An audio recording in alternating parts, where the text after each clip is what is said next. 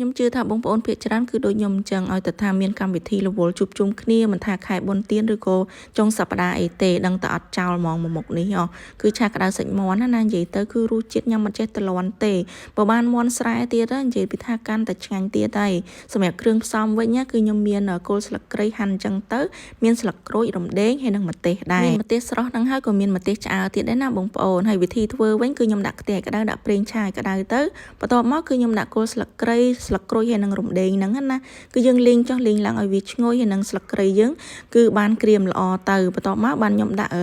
ខ្ទឹមដែលយើងច្រាមម៉ត់ហ្នឹងគឺដាក់លីងជាមួយនឹងគល់ស្លឹកគ្រៃហ្នឹងតែម្ដងណាគឺយើងលីងអញ្ចឹងទៅឈ្ងុយហើយធ្វើឲ្យសាច់មាន់របស់យើងហ្នឹងគឺអត់មានជាតិឆ្អាបទេបន្ទាប់មកគឺខ្ញុំដាក់ម្ទេសឆ្អើរដែលបានចិញ្ច្រាំម៉ត់ហ្នឹងគឺលីងជាមួយនឹងគល់ស្លឹកគ្រៃហ្នឹងដែរគឺយើងដាក់ម្ទេសឆ្អើរមុនដាក់សាច់ណាបងប្អូនគឺយើងលីងម្ទេសឆ្អើរហ្នឹងឲ្យវាក្រហមល្អសិនណាបានយើងដាក់សាច់មាន់ចូលធ្វើអញ្ចឹងបានធ្វើឲ្យសាច់មាន់របស់យើងហ្នឹងគឺមានពណ៌ក្រហមល្អម្ទេសឆ្អើរនៅពេលដែលយើងលីងជាមួយនឹងប្រេងឆាមុនអញ្ចឹងគឺធ្វើឲ្យម្ទេសឆ្អើរយើងហ្នឹងគឺចេញពណ៌ក្រហមបានល្អហើយសម្រាប់សាច់មាន់វិញគឺខ្ញុំលីងឲ្យវារាងឆ្អិនតិចសិនណាបានខ្ញុំដាក់គ្រឿងផ្សំចូលបងប្អូនចង់ដាក់គ្រឿងផ្សំមកហើយក៏បានដែរហើយខ្ញុំលីងចុះលីងឡើងមើលទៅរាងគោកទេខ្ញុំក៏បន្ថែមជាមួយនឹងទឹកធម្មតាដែរគឺដាក់ដើម្បីរងាស់សាច់ហ្នឹងឲ្យវាឆ្អិនអញ្ចឹងដោយសារតែសាច់មាន់គឺយើងត្រូវការឆារាងយូរដែរបានឆ្អិនល្អសម្រាប់ទឹករងាស់សាច់បើសិនជាបងប្អូនដាក់ខ្ទិះដូងឬក៏ទឹកដូងទៀតគឺកាន់តែឆ្ងាញ់ដោយសារតែខ្ញុំអត់មានអញ្ចឹងហើយគឺខ្ញុំដាក់ទឹកធម្មតាទេដាក់ទឹកហើយគឺយើងទុករងាស់សាច់ហ្នឹងឲ្យរាងឆ្អិនតិចសិនទៅណាបងប្អូនចាំដាក់គ្រឿងផ្សំចូលចំពោះគ្រឿងផ្សំវិញគឺខ្ញុំដាក់ប៊ីចេងស្ករម្សៅ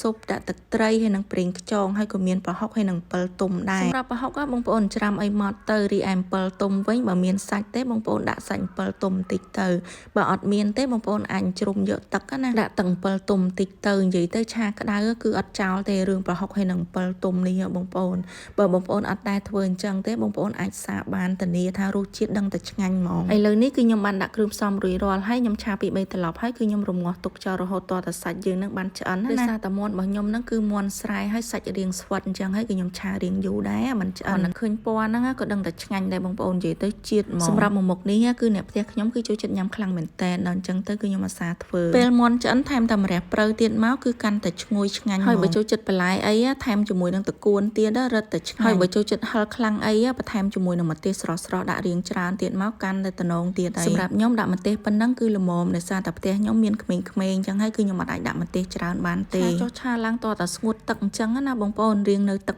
ប៉ែកខាប់អីអញ្ចឹងបានឆ្ងាញ់ឥឡូវនេះឆាក្តៅសាច់មាន់របស់ខ្ញុំបានឆ្អិនហើយមើលទៅគឺតំណងខ្លាំងមែនតើហើយខ្ញុំក៏បន្ថែមជាមួយនឹងម្ទេសហាន់បន្ថែមបន្តិចទៀតដែរឲ្យមើលទៅកាន់តែតំណងអញ្ចឹងបើសិនជាបងប្អូនរកនឹកមុខម្ហូបអត់ឃើញអីអាចសាកមួយមុខនេះបានធានាថាឆ្ងាញ់ហ្មងជាពិសេសបើបានជាមួយជែកអីទៀតហ្នឹងគឺកាន់តែពិសេសទៀតហើយអរគុណច្រើនជួបគ្នាវីដេអូក្រោយ